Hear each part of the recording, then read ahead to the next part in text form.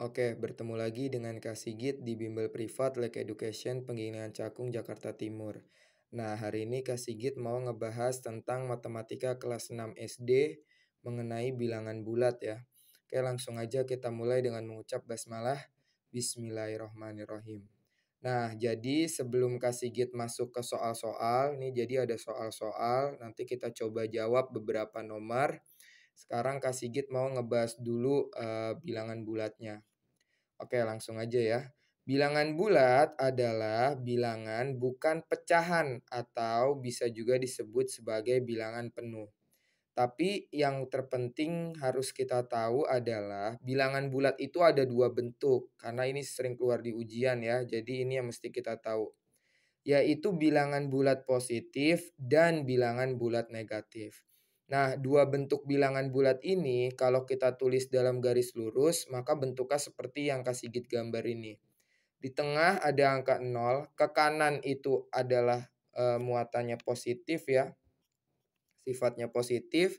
Kalau ke kiri itu sifatnya adalah negatif. Nah, untuk ngapalinya gampang ya. Kita kalau makan, orang Islam kalau makan tangan kanan berarti tangan kanan itu tangan yang baik. Kemudian kalau nulis tangan kanan. Nah, kalau misalkan untuk buang air besar dia pakai tangan kiri berarti buruk. Nah, berarti negatif. Jadi ke kanan itu positif, ke kiri itu negatif. Berarti kalau ke kanan itu ada 1, 2, 3, 4, 5, dan seterusnya sampai nggak terhingga. Kemudian kalau ke kiri min 1, min 2, min 3, min 4, dan seterusnya sampai tidak terhingga. Tapi kalau yang ke kiri semuanya ada tanda minusnya. Nah, yang terpenting adalah bagaimana caranya kita menggunakan ini dalam menjawab soal. Kita langsung aja masuk ke soal ya. Nah, jadi untuk menjawab soal yang ada plus minusnya ya, yang ada sifat positif bilangan bulat sama sifat negatif bilangan bulat, maka ada caranya. Untuk nomor 1 itu masih mudah banget ya, jadi nggak kasih Sigit bahas. Kita coba nomor 2. Jadi kan nomor 2 itu kan kalau kasih Sigit tulis di sini ya. Tadi dulu kasih Sigit tulisin dulu. Nah, 25 ditambah minus 25. Jadi Kak Sigit itu dari dulu ngebahas tentang plus dan negatif itu ada caranya. Jadi kalau misalkan negatif itu bagi Kak Sigit adalah hutang. Nah, jadi ini hutang, positif adalah uang yang kita punya. Nah, ini. Tuh.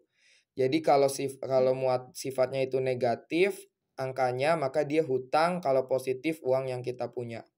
Nah, kita punya duit 25. Kemudian kita pakai untuk bayar hutang. Ini kan minus nih hutang nih. Hutang kita 25. Kita bayar 25. Berarti jawabannya apa? Jawabannya adalah 0. Jadi kayak gitu caranya ya. Ya, oke, kita coba lagi satu lagi.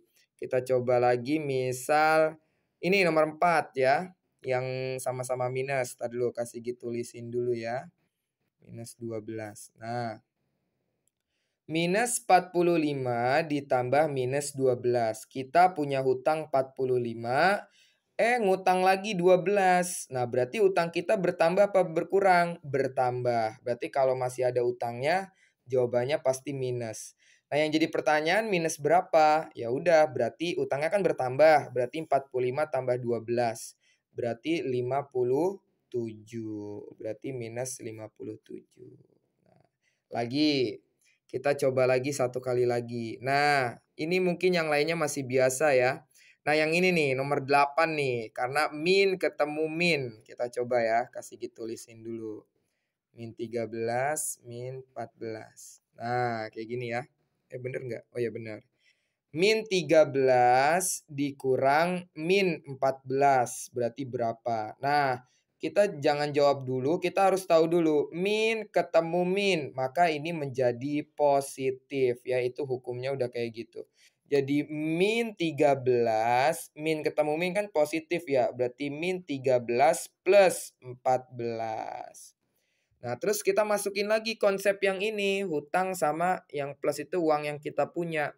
Berarti kita punya hutang 13, Kemudian kita bayar 14. Nah, berarti hutang kita masih ada apa enggak? Atau uang kita masih sisa apa enggak? Nah, jawabannya adalah masih sisa uang kita. Sisanya berapa? Kalau kita punya utang 13, kita bayar 14, maka sisa uang kita adalah 1. Nah, 1 ini nggak usah kita tulis positif, jadi langsung aja nulis 1. Mungkin ada juga cara yang lain selain konsep hutang sama ini uang yang kita punya. Bisa juga ngelihat dari nilainya. 13 sama 14 kan angkanya gedean 14 ya. Sedangkan 14 ini positif, berarti jawabannya pasti positif. Nah, tinggal kita lihat lihat aja nih, kita kurangin. Jadi punya hutang 13, kita bayar 14. Maka jawabannya 1. Atau kalau kita pakai kehidupan sehari-hari, ada orang ngutang 13.000 di warung. Terus dia lewat warung itu, terus dia ingat mau bayar. Akhirnya dia bayar 14.000. Nah, penjualnya ngasih kembalian nggak? Ngasih dong. Nah, ngasihnya berapa? 1.000. Nah, kayak gitu konsepnya ya. Jadi ini adalah contoh perhitungan bilangan bulat positif dan bilangan bulat negatif. Oke, sampai sini dulu kita akhiri dengan hamdalah. Alhamdulillahirobbil alamin.